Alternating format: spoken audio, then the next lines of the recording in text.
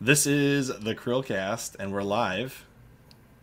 How's it going? This is Printed and Press. I'm Will. No, I'm not. That's the way to go, Chris. I actually meant to say I'm Chris. I said I'm Will. Oh my gosh.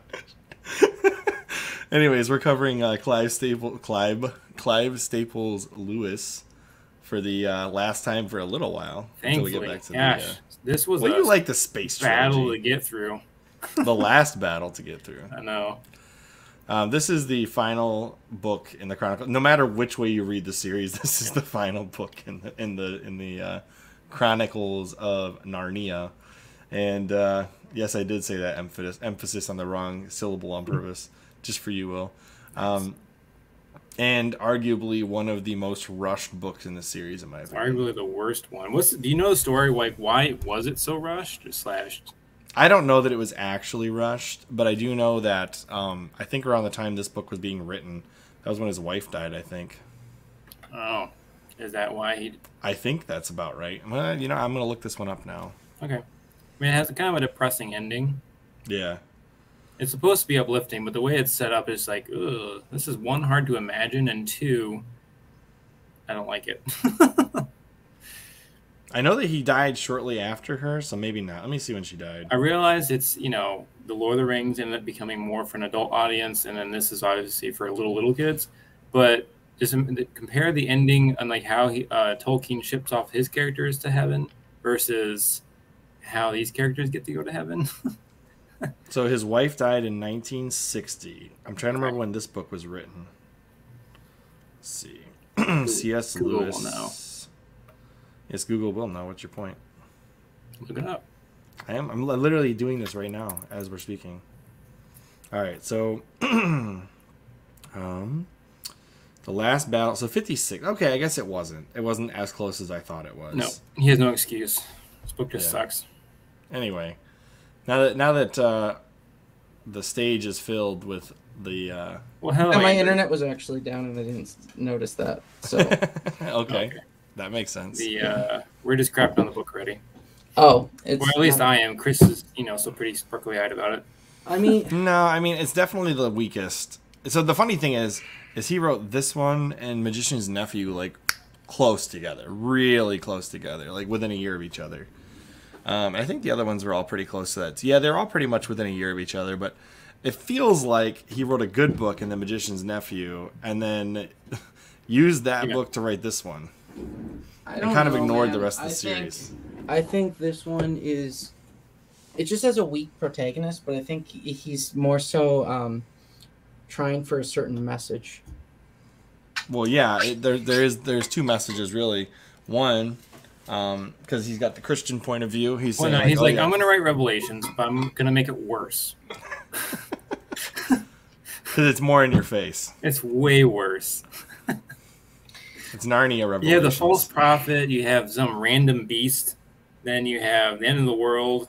Jesus who coming would the back. ape be? Because the donkey's like a fake Antichrist. I mean, not even let's a real be honest. The ape is the Pope. Yeah. I agreed to that too quickly. You did agree to that way too quickly. I thought you was going to say that was the false prophet. It has to be the false prophet. The Pope. I don't understand why you have to make it the Pope. That doesn't necessarily jive. Because it's kind of that thing, right? There's a middleman. No, not really. Yeah. There's a middleman that speaks. Well, then who's Tash, you jackass? No one knows, Chris. That's a big problem I have with this book. What the hell was that? It just shows. Don't they talk about Tash during The Horse and His Boy for like a brief period? It's just the god of the other group, man. Yeah, but again, but it turns out they're worshipping like Narnia, Satan, essentially. So again, you have these people in Narnia that there's no explanation how they got there. That's already frustrating. But then you have, and they're like, somehow not the children of Adam, which again makes no sense. But then you have they have their own god that just pops up. So like, did Aslan create this false god for them to worship? Like, there are so many questions by him, including this, without any explanation. I mean, I think it would be the same. All hail Tashland. I think it's the same as Caspian, though. I don't think they're different, other than the fact that they have their other god. I Okay, if we're generous to Lewis here, right? He's just Christianity supremacy on it. So, by default, if you're Christian, you are also Aslan in Narnia. Aslanian, Yeah, Aslanian. So, Tashlanian. I think it's one of those things where if you don't follow that, then you're not, good with it. But the dwarves are for the dwarves, man. Well, okay, Yeah. for example, Fucking dwarves, man. the yeah, 2 minutes in, we're good. think about the Talmoranians, right? Before Caspian becomes king again, how they well, I lost my camera. How they do that whole thing where anyone who believes in Aslan gets to stay, but everyone else has to go back. Well, right? It had to be a real belief, not a fake belief. Yeah, no, it's a real, like, you have to believe in Aslan to stay, right? So yeah, he's judging them like, end of days. As they come in. Yeah, it's very on the nose.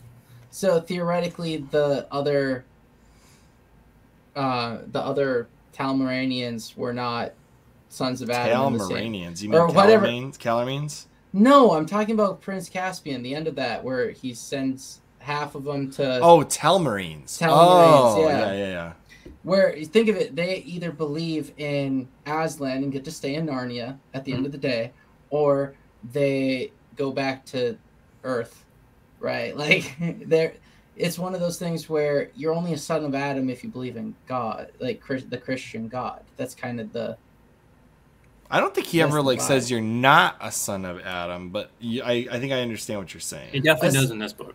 Does he say you're not a son of Adam? I don't know. No, he doesn't say like that. But he points out that the people coming from like the kids, they are children of Adam, whereas these other people are not. I forget how he words it, but it's very clear that he's juxtaposing them. I thought the most interesting aspect was when you find out everybody died and that's why they were there. Oh, yeah. Oh, you guys were in a train crash. Oh, we were, huh? Yeah. I hate that ending. It's just but like, I agree with you. Well, it's more I'm interesting. Kill these kids to save this random little patch of dirt that doesn't matter. We've never seen it before. I don't care. It's not even the freaking palace. Well, it's also the stable, right? The stable is such a powerful and strange thing. No, okay. So in the book, it is. It's so weird because also Tash is like maybe in Aslan's country because he's on the other side of the door, but that's really confusing. Yeah, I don't know what Tash is. So Tash is a demon that gets to be in heaven. There's so many questions, and he's also not really a. Well, I think you misunderstand. I think you guys are misunderstanding though. Beyond the door, that realm is whatever you believe, right? Because think of the dwarves; they're there and they can't see any of it. So Tash is a creation of the Colormans, right? When they go through, and just because they can see it, everyone else can see it, right? But that's for storytelling purposes. It's a lot easier to have the dwarves not see everything around them. They're still in the dirty, dark stable. But at the end of the day, what does Tash add other than there's so many more questions by having him there?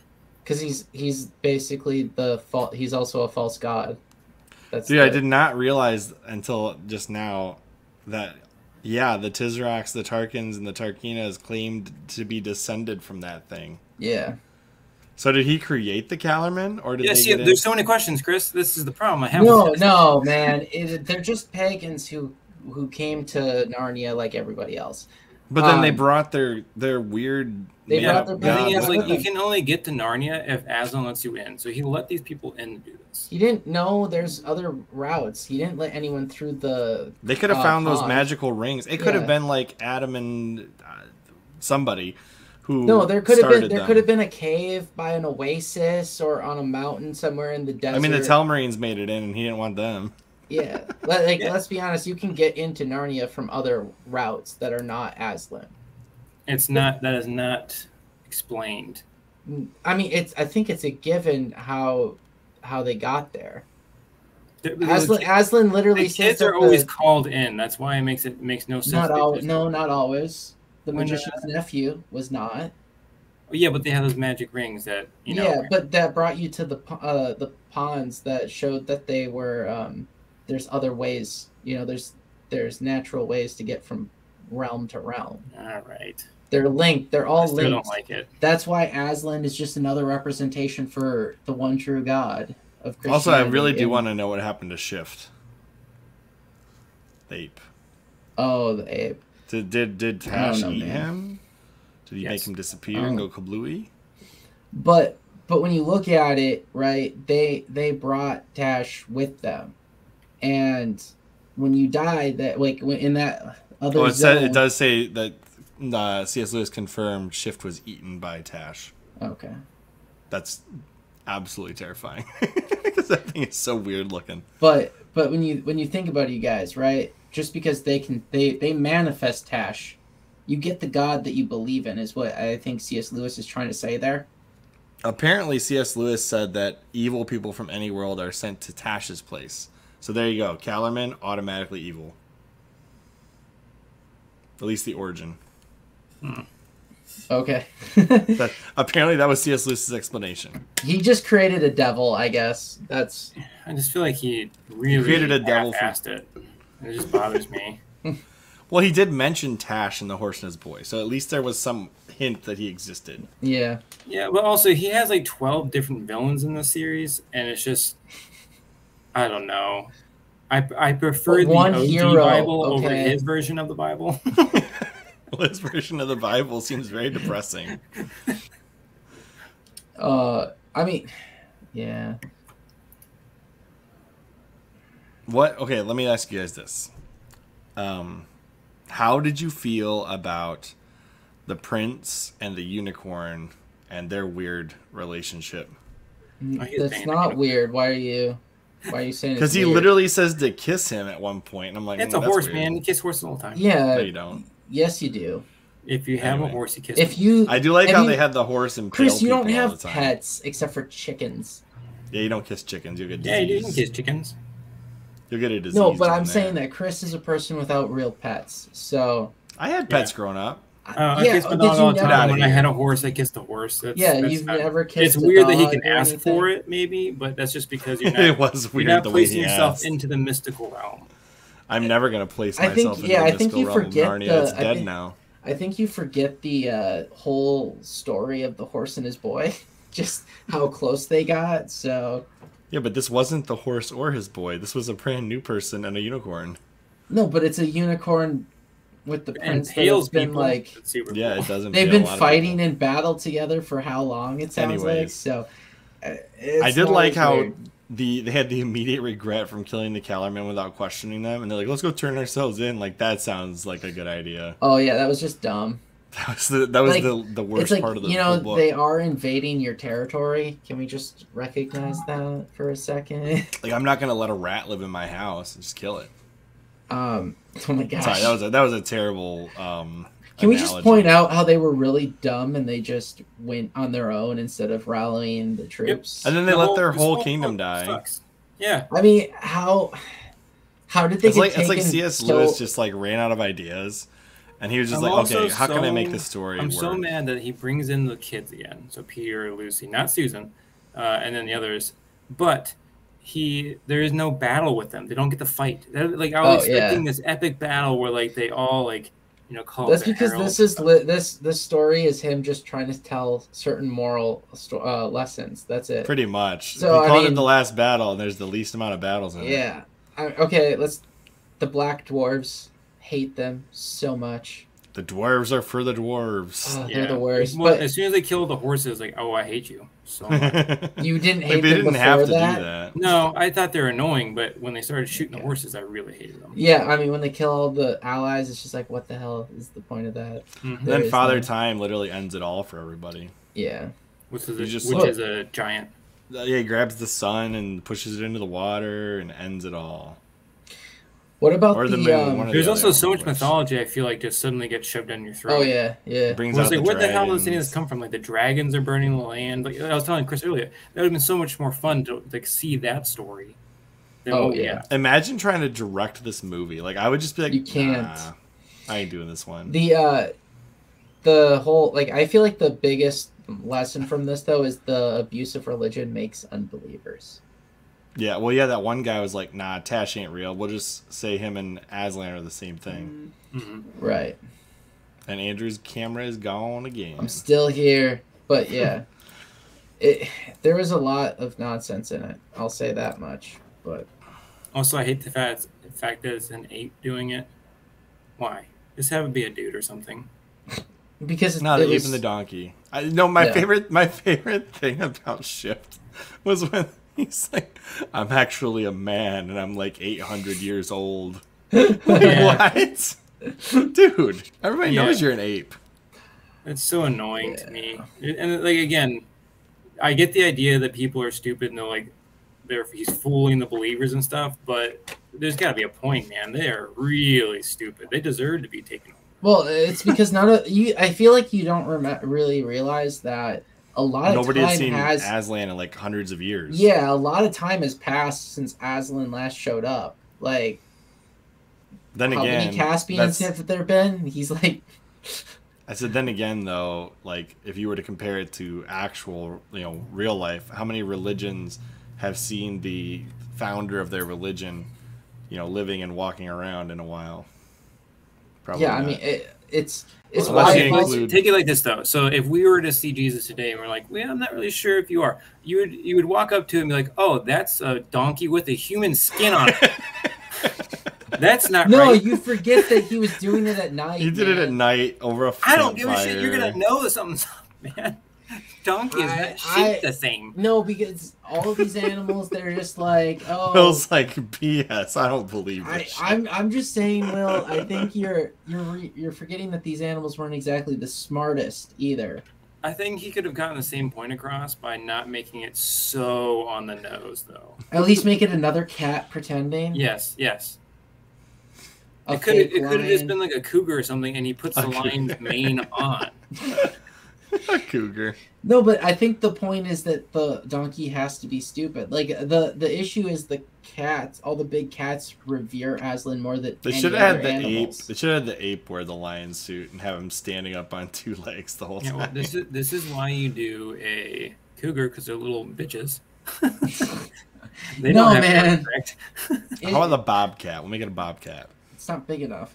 That was the point, Andrew. Oh, well, I'm just saying. I think it was done for a reason. Because okay, what were the? I know you've had a lot of complaints, Will. What are the strongest parts of this story? I know you like the very ending. Yeah. Oh my gosh. I liked the imagery that he has, where he had like Narnia within the Narnia, because like this is a really weird but interesting concept. Then like across the mountain scape or the mountains, you see like the parents because they're in this other realm, but you can still walk there. That was cool, and I wish that we had stayed there for a longer period and it's like fleshed out that whole concept, because all that's new. Like that was a massive info dump right at the end. And when the one scene when you first see Tosh flying over, I was like, ooh, we're gonna fight this cool bird thing. So that part was exciting for me. There's no battle. He's like, it's the Night King, but we're actually gonna fight him. Yeah. It was about as a good a resolution as the end of the Game of Thrones show. No, I'd still give C.S. Lewis the upper hand on that one. I don't know. At least the story didn't tank until the last book. The Game of Thrones tanked several seasons. Yeah. Anyway, I would say like the ending scene was my favorite part. I did not mind the Eustace and Jill with the prince. I thought that was decent.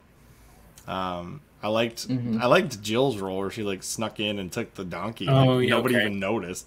Then the thing is, she went into Aslan's country if she went inside the stable, unless it wasn't there yet. If she took the donkey, she went into the stable.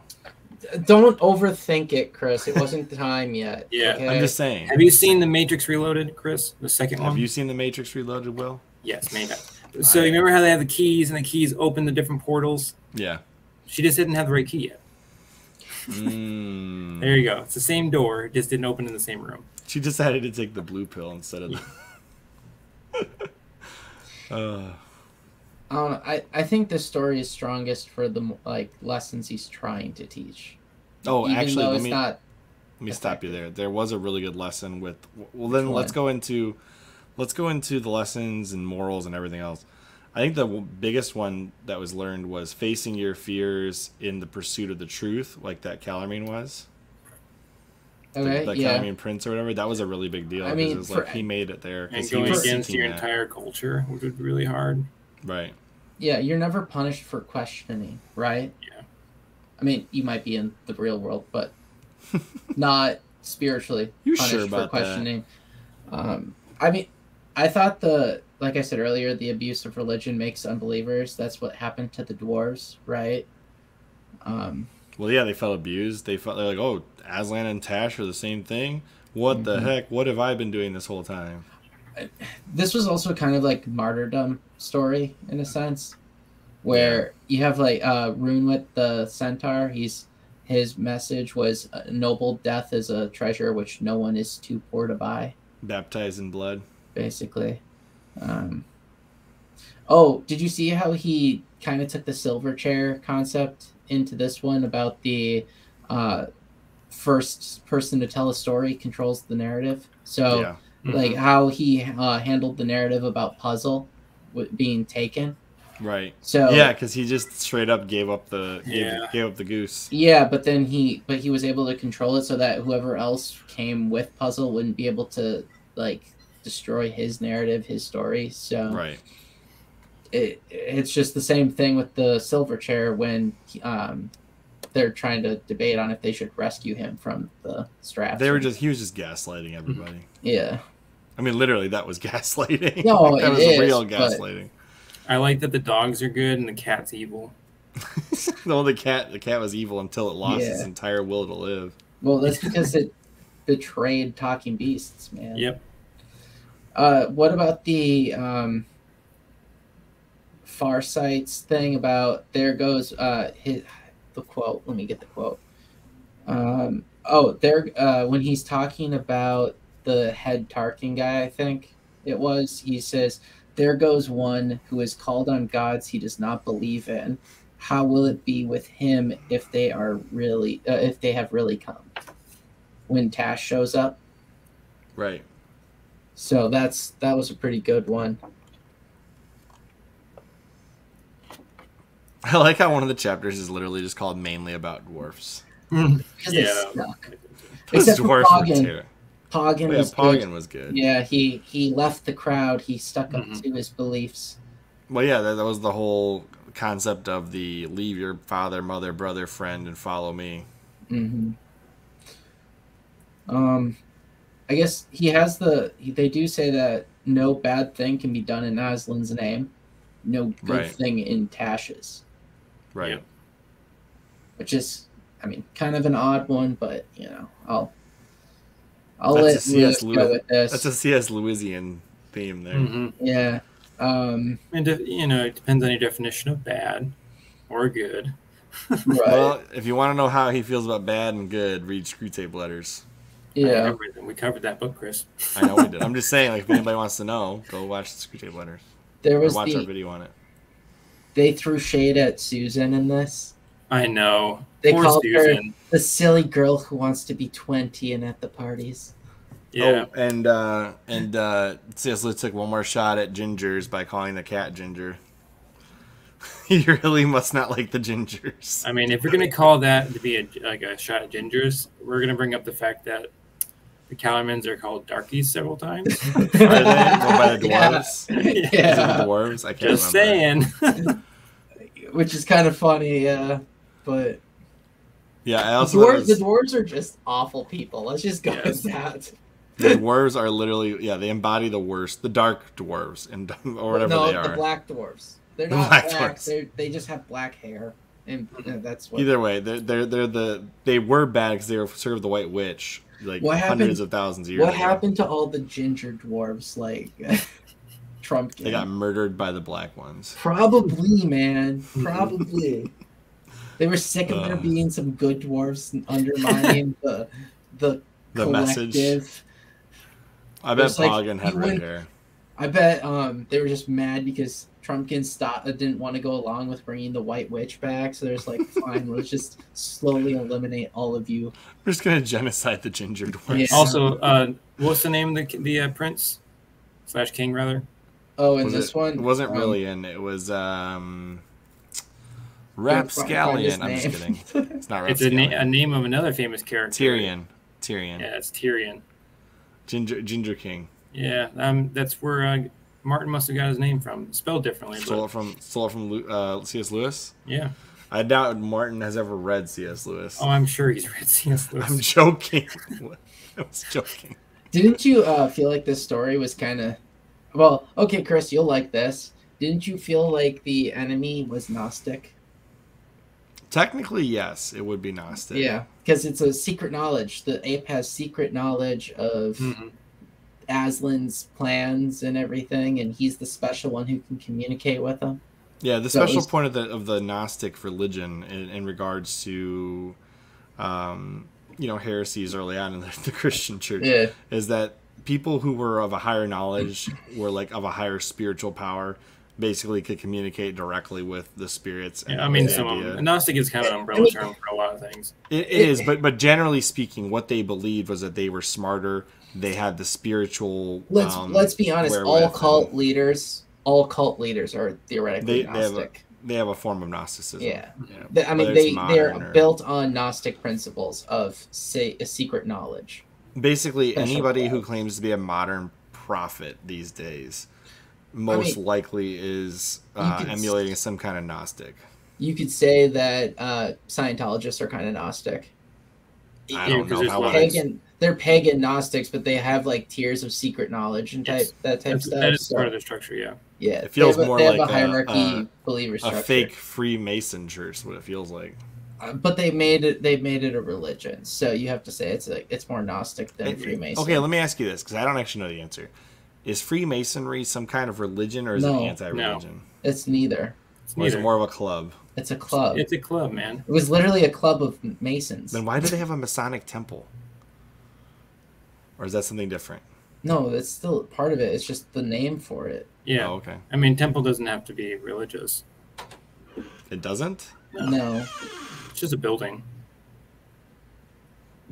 Somebody got There's no worshiping, Chris. I know you really want to dig into that, but there's no worshiping anything. Yeah, they're not worshiping anything.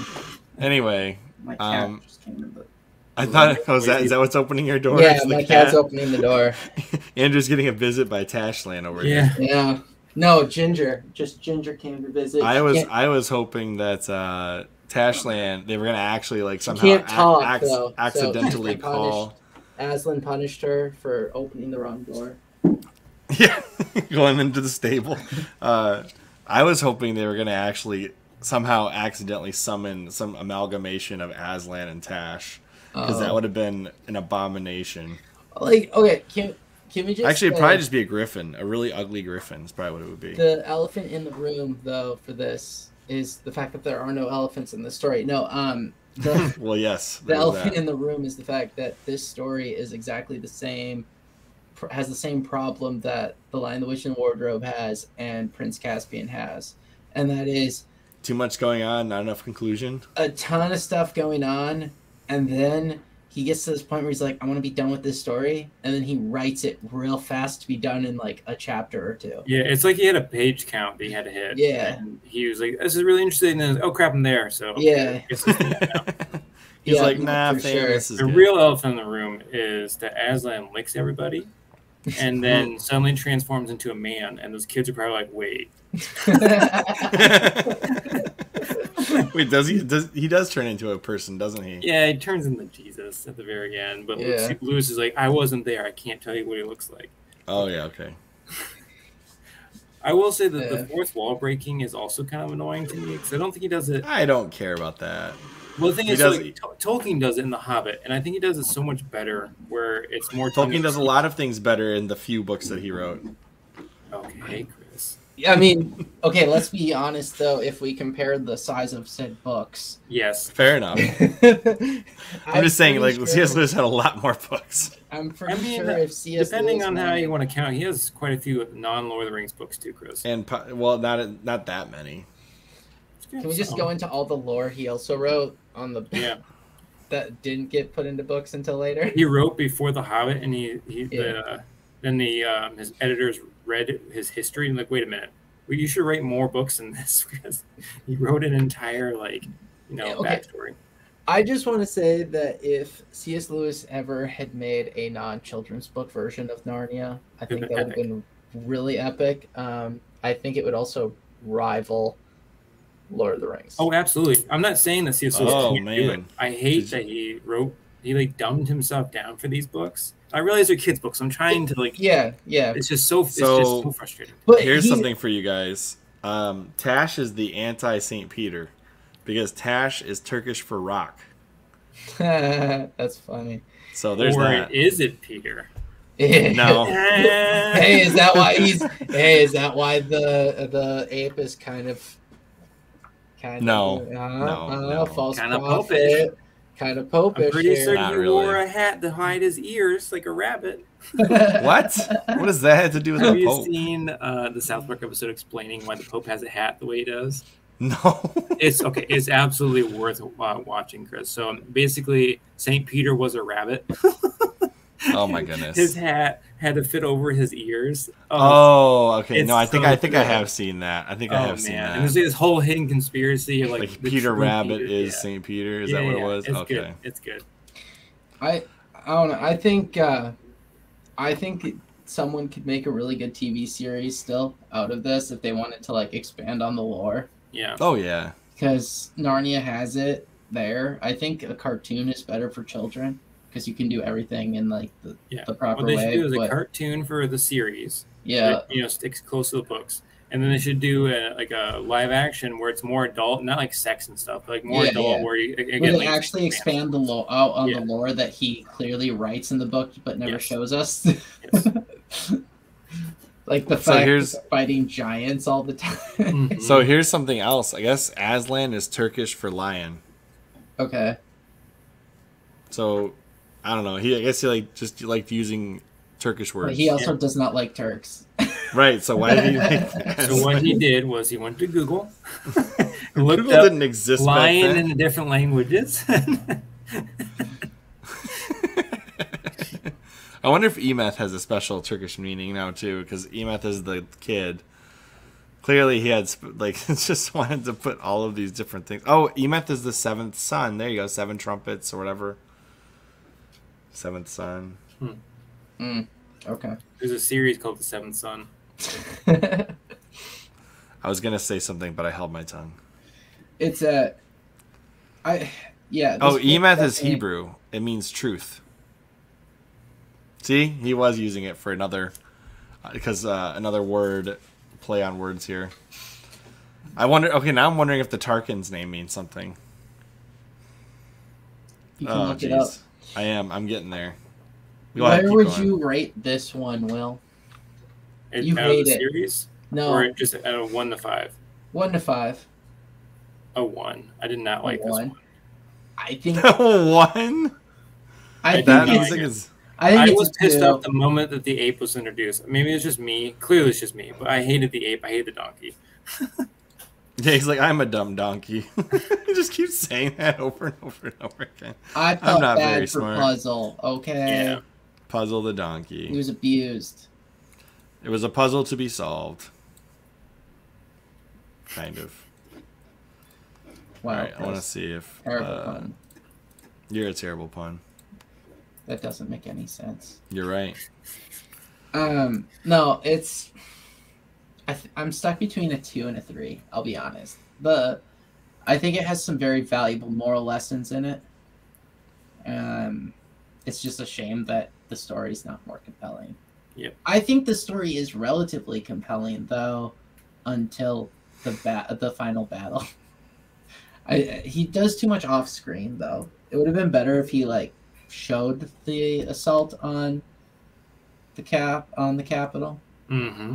Maybe he sent the king there, and then we just got there to rally the troops, and before we can even do that, the colormen show up and attack us, and I barely escape with my life because this wonderful unicorn allowed me to use it like a regular old horse to escape.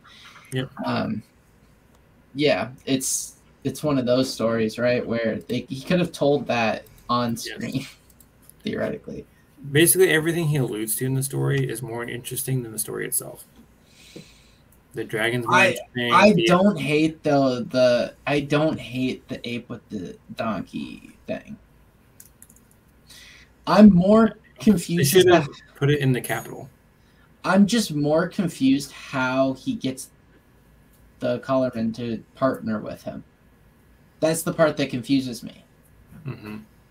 Right? Like that's the weird thing. Yeah, because I mean, the collarman at that point could have just killed the ape and did it themselves. Yeah, there's so much to it. Where how did these animals? Also, how did these animals just get so convinced to go enslave themselves? Like, when did Aslan ever tell them to go be a dumb beast? Yeah, no one's no one's really questioning it, even except for like that one boar and the bear, momentarily. Yeah, I feel like there could have been a little bit more there. Yep. How did those dwarves didn't even question it? How didn't the dwarves question that to begin with? The food that was given to them? No. Or the Aslan thing. The donkey. How did the dwarves not question the donkey? Probably because you didn't let anybody get close enough to see. I mean, they just got to see the shadow of a lion in the middle of a fire. I mean, he looks bigger if you just see a shadow. I mean, but think about it. If you take it, this is supposed to be a biblical type of illusion story. The lady pushes herself through the crowd to touch Jesus' cloak. Someone would have gotten close enough to be like, "Is this real or not?" And so the ape would have tied him up. Still, they would have been able to see it. One person isn't going to change everybody's mind. There's a whole crowd of people be like, "Hey, this is not real," and everyone would be like start murmuring, and then mob rule. Yeah. And then we'll get Nelsa, the anti-Aslan again. I don't know, man. I think I'll give it a 2.5. It's probably actually wait, what did I give Prince Caspian? I don't remember now. I actually really don't like. I think you gave it a Caspian. 3. I like Prince Caspian better than this one. Me too. I'll give this one a 2.5 then because of that. I'll sit it at a 2. That's pretty harsh for me for being a C.S. Lewis fan. How did you just give Will crap for making it a 1? A 2 is better than a 1, Andrew. Not by much. Okay, if I had to compare it to every book ever written, it'd be a 3 probably. I mean, still better than Twilight. And 50 Shades. Okay. Yeah. Then, all right, I'll bump mine up to a 3 because we are supposed to be comparing these to other books, not just. If I was just comparing it to Narnia, like this one would get like a 2. Because we'll definitely, we already plan on having another episode to do the ranking of the books. The ranking, yeah. As like a comparison to each other, right? So we'll do that one fun. We'll do like a tier list, and we'll put the book up for each of us as we go. It'll be fun. We did that with the Halo games. I think, that was one time. So yeah. So anything else? I honestly have nothing else to say. I don't about have this a lot. book. This is going to be a short one because I just don't have a lot to say about it. Isn't this a relatively long one too, compared to? It's like 200 pages. No, it's about average, I guess. Yeah. Mm-hmm. All of it was 70 pages in my Bible version of the Narnia. So it's about the same as all the other ones. I think all of the ones that he ends kind of abruptly, like where he rushes to end them, they all are about 230 pages, like I think. Or 70 in my book. Yeah. Well, I'm going off of the... I like the... Oh, you have the same one I do then.